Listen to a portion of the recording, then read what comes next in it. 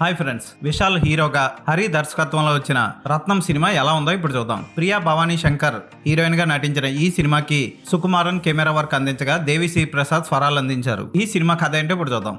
రత్నం ఒక market contractor ని కాపాడి అతనికి చాలా దగ్గర అవుతాడు. అతన్ని మావయ్య మావయ్య అంటూ పిలుస్తూ ఉంటాడు. ఆ మార్కెట్ కాంట్రాక్టర్ ఎమ్మెల్యే అవుతాడు. ఏదైనా సరే రత్నంతో చెప్పి చేయించుకుంటూ ఉంటాడు. రత్నం ఎమ్మెల్యేతో కలిసి అందరికీ మంచి చేస్తూ ఉంటారు. అయితే అనుకోకుండా ఒక అమ్మాయిని చూసి ఇష్టపడ్డ రత్నం ఆమెని అమ్మ అమ్మ అంటూ పిలుస్తూ ఆమె వెంటే తిరుగుతూ ఉంటాడు. ఆ అమ్మాయి మెడికల్ కాలేజీలో ఎగ్జామ్ రాయడానికి వస్తుంది. ఆమె మీద హత్యా ప్రయత్నం జరుగుతుంది.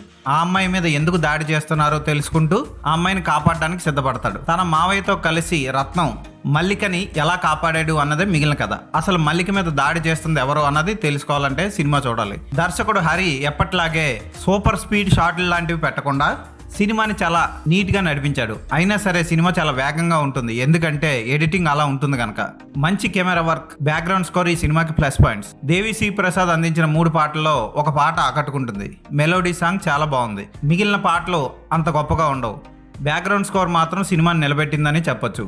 ఇక విశాల్ నటన చాలా బాగుంటుంది, కానీ అతను డబ్బింగ్ విషయంలో మాత్రం చాలా కేర్ తీసుకోవాలి. ఎందుకంటే తెలుగులో ఒత్తులు పలకడంలో అతను ఫెయిల్ అవుతున్నాడు సినిమాలో. ముఖ్యంగా ఇంటర్వెల్ షాట్లో పూజ జరిగే సన్నివేశంలో అతను చెప్పే డైలాగులన్నీ ఒత్తులు పలకకుండా కేవలం అలా అక్షరాన్ని పలికి వెళ్ళిపోతూ ఉంటాడు. దానివల్ల స్వచ్ఛమైన తెలుగు అతను మాట్లాడినట్లు అనిపించదు.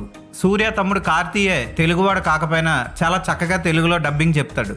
అతన్ని చూసి విశాల్ డబ్బింగ్ చెప్పడం నేర్చుకోవాలి. నిప్పులో వేయి అనడానికి నిప్పులో వేయి అంటూ ఒత్తి పలకడం మర్చిపోతున్నాడు. ఇలా చాలా చోట్ల విశాల్ ఒత్తులు పలకకుండా ఇష్టం వచ్చినట్లు తెలుగు మాట్లాడేశాడు. విలన్స్ గా నటించిన 3 లింగాలు కూడా బాగా నటించారు. ఈ సినిమా తమిళనాడు ఆంధ్ర బార్డర్ కి సంబంధించిన గొడవలతో మొదలవుతుంది. బార్డర్ వివాదాన్ని అలుసుగా తీసుకొని దోపిడీలు చేస్తూ ఉంటారు కొందరు. మురళీ శర్మ, సముద్రగని పాత్రలకు న్యాయం చేశారు. ఒక చిన్న పాత్రలో గౌతమ్ మీనన్ కూడా సూపర్గా చేశాడు. ఆ చిన్న పాత్రలోనే రౌడీజం చూపిస్తాడు. ప్రియా భవానీ శంకర్ ఎప్పట్లాగే అన్ని సినిమాల్లో ఉన్నట్లే సేమ్ ఎక్స్ప్రెషన్తో నటించింది. కాకపోతే ఈ సినిమా మొత్తం ఆమె పోషించిన 2 డిఫరెంట్ పాత్రల చుట్టూ తిరుగుతూ ఉండడం విశేషం. ఆ అమ్మాయికి చాలా హెవీ క్యారెక్టర్ని ఇచ్చాడు దర్శకుడు హరి. ఆమె బాగానే చేసిందని చెప్పొచ్చు. అగ్రహారంలో వచ్చే సీన్స్ ఆకట్టుకుంటాయి. అక్కడక్కడ దర్శకుడు ట్విస్టులు వేసుకుంటూ మెలికలు వేసుకుంటూ బాగానే వెళ్ళాడు. రొటీన్ కథనే కొంచెం ఇంట్రెస్టింగ్గా చెప్పడానికి ట్రై చేశాడు.